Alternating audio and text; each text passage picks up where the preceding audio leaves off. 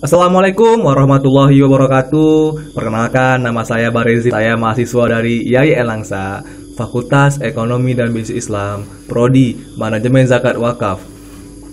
Saya di sini sedang melakukan KPM daring atau dari rumah berbasis media sosial. Saya di sini melakukan KPM-nya di kampung saya sendiri, yaitu di Kelurahan Damai, Kecamatan Binjai Utara, Kota Binjai, Sumatera Utara.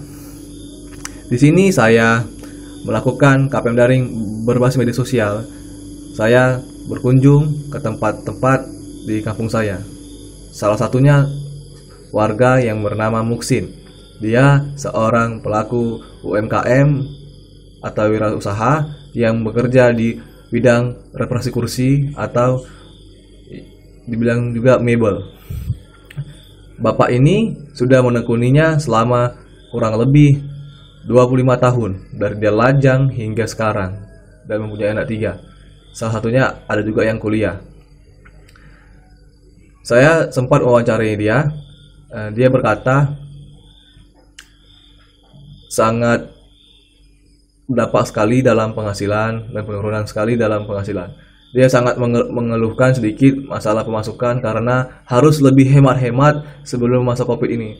Sehingga dia harus banyak melakukan pengurangan usaha, pengurangan untuk konsumsi pribadi dan pengurangan lainnya, biar untuk mencukupi kehidupan selanjutnya.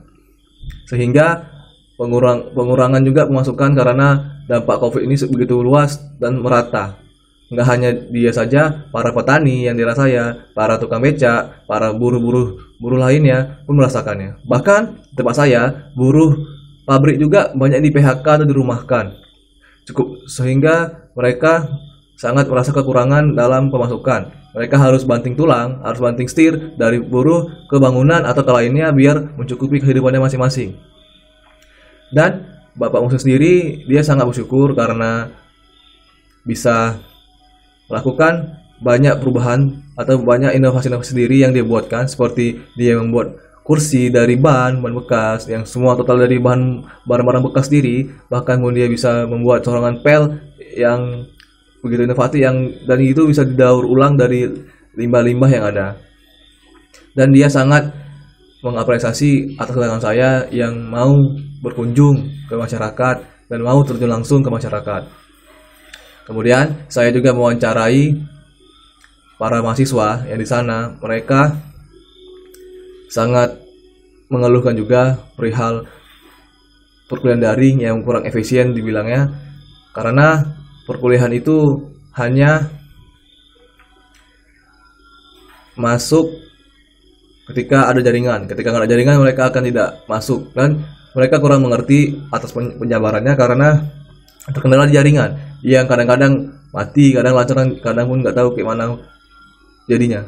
Sehingga mereka mengeluhkan kurang efisien dalam pembelajaran itu, ya kurang masuk atas penyampaiannya, dan gitu kurang interaktif antara dosen dan mahasiswanya. Kemudian saya mewawancarai seorang petani yang mengeluhkan soal Covid ini, harga-harga pokok naik, kemudian pemasukan kurang, dan mereka pun bingung pas bertani. Mereka ketika bertani, mereka banyak mengeluarkan modal untuk menanam di awal, namun hasil panennya nggak sesuai. Syukur-syukur untung, ya kalau balik modal alhamdulillah, kalau ya rugi ya begitulah. Kadang mereka panen ya untuk makan sendiri, dan mereka harus banting setir demi lainnya. Sehingga kekurangannya ya begitu banyak, signifikan sih dari masyarakatnya sendiri yang mengeluhkan karena bahan baku seperti pupuk, terus pestisida yang untuk menyemprot pembasmi hama itu kan, dan mereka mengeluhkan juga begitu mahalnya biaya operasional dalam pengerjaan petani itu. Kemudian saya juga mewawancarai salah satu buruh yang dirumahkan. Ketika dia tahu pasca Covid ini, dia bakal dirumahkan. Jadi dia sudah ada persiapan juga, seperti dia pekerjaan sampingan, yaitu jualan di rumah atau jualan-jualan yang bisa dijualkan itu. Kemudian dia mempersiapkannya jauh-jauh hari, rupanya prediksi benar, dan dia dirumahkan. Disitulah dia mulai memutar otak apa yang akan dilakukan. Kemudian setelah itu dia tahu dan dia dirumahkan, dia segera mencari usaha lain biar untuk mencukupi kebutuhan sehari-hari, sehingga dia tidak akan merasa kekurangan dalam keluarganya. Kemudian itulah yang saya dapat jabarkan dan saya sampaikan dari hasil saya keliling ke rumah-rumah warga. Walaupun tidak semua yang saya wawancarai, saya bersyukur juga bisa berkunjung ke mereka dan mereka mau menerima saya padanya. Dan mereka senang dikunjungi karena ada yang peduli tentang hidup mereka. Semoga podcast ini dapat membantu para mahasiswa lainnya dalam melakukan podcast untuk KKN daring.